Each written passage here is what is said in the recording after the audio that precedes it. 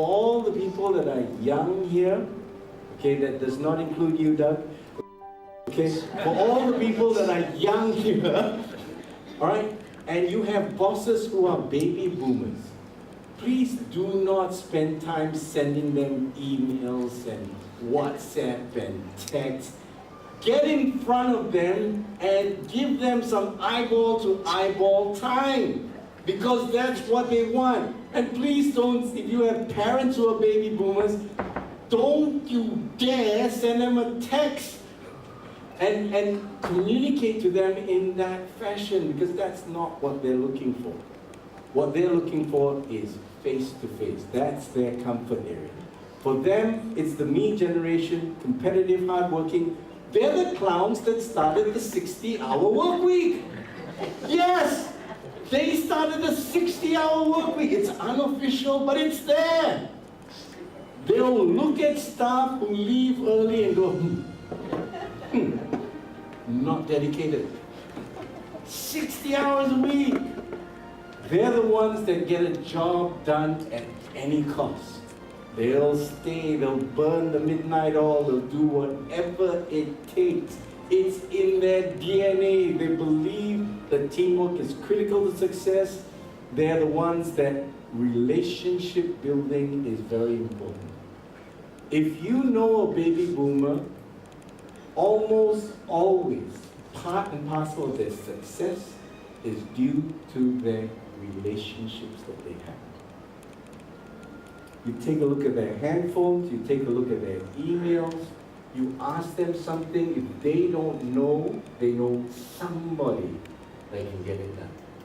They've got a fantastic network of relationships, and it's always about relationships. It's always about relationships. They sacrifice personal life to achieve their goals. All right, they expect loyalty from those they work with. They will give loyalty, but they expect loyalty. And right now, they are trying to get a life. Okay? They gave out a lot. They sacrificed a lot in pursuing careers and professions. So right now, they've gone into a different mode. They're losing weight, getting back into exercise, they're getting back in touch with children, they're getting back in touch with friends. They're getting back to what they've realized are important. And they're getting a life.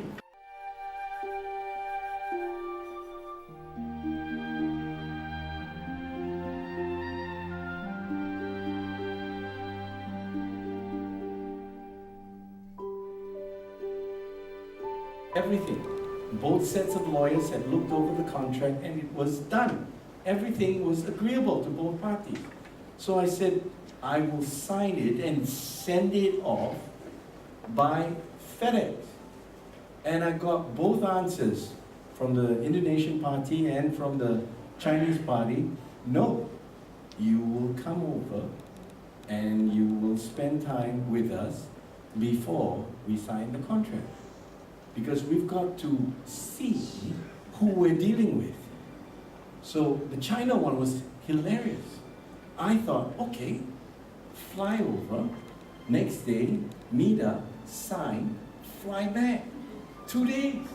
No, you have to be here for 5 days. And for the first 4 days, we did not discuss business or the contract or anything therein. All we did was talk about love, life, sports, politics, you name it, everything but business.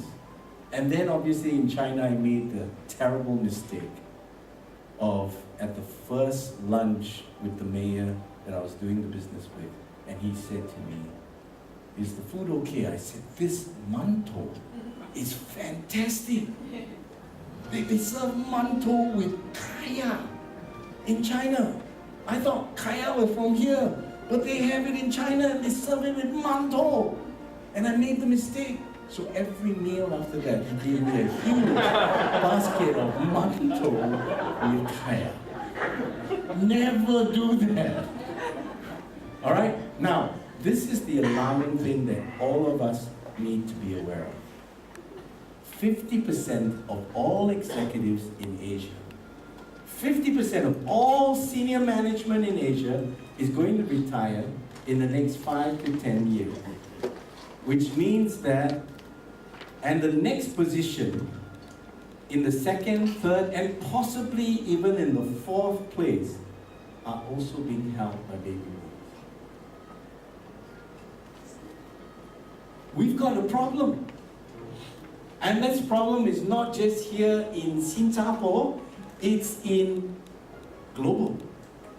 Because of that shrinkage, etc., and because of the scenario, we have a situation where leadership is right now being controlled in almost every organization, including the Navigators, all right, by baby boomers, the bulk of it, okay? And what's going to happen then?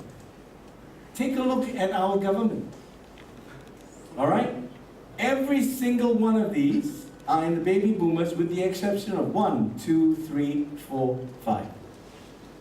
And you think these 5 are ready to take over leadership? Nobody even knows their names. Everyone in governments, in organizations, everywhere in Singapore, this is where we're having a gap. A gap between what happens when this leadership goes away.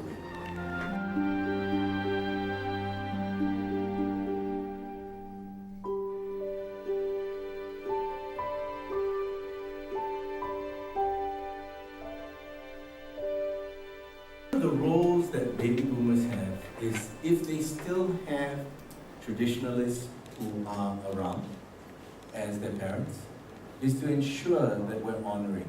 And even for the younger generations, one of our roles is to honor our parents. My father fell sick, and at this point it was really bad because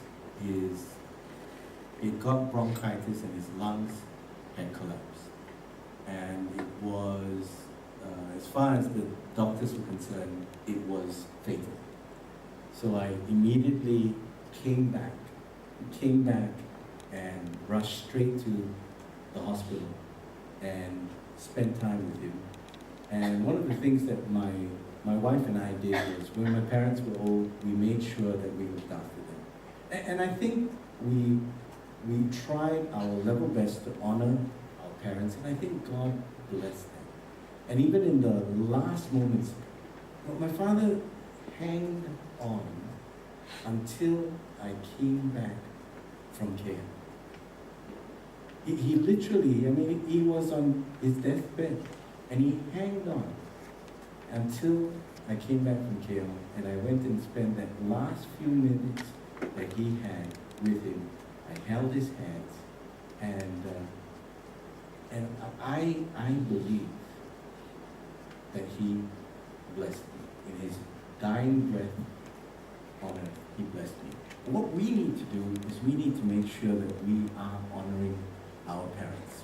All right? We need to be honoring our parents. All right? In Deuteronomy, I like the fact that the one thing it says, teach your children and the children after them. That's our job. Baby boomers' job is to teach our children and the children after them. Navigators' job is to teach your disciples and your disciples' disciples. That's our job. All right? That's our responsibility, and we ought to be doing that.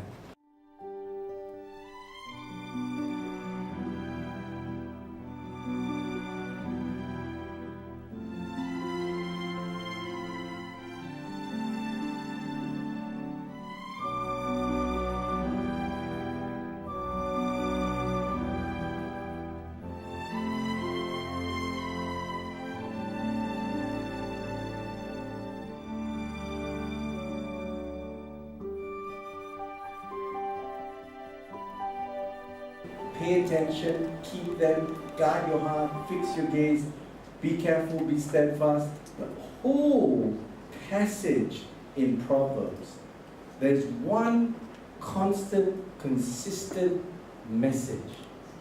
Listen to your parents. Listen to advice. Listen to your elders. Listen and learn and keep these things in your heart. One of the things that we need to realize is there is a breakdown in listening.